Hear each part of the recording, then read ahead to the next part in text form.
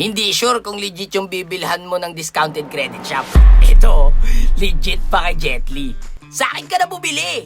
Anong hanap mo? Code M, ML, PUBG.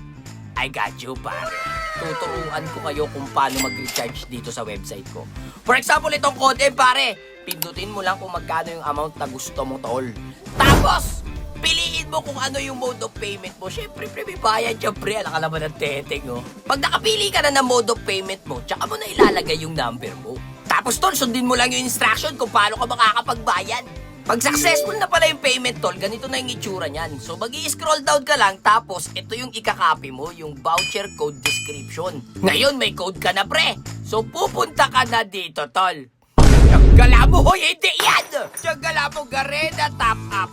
Ayan. Pag nasa Garena Top Up ka na, make sure na nakalagin ka, pare. Tapos pipindutin mo tong redeem. Diyan mo ika-copy-paste yung code, tol. O, diba? Ganun lang kasimple, pare. Kaya alam nyo na, lalo na sa mga followers ko, sa akin na kayo bumili. Sige na, nang makahun-ahon naman sa buhay. O, salamat!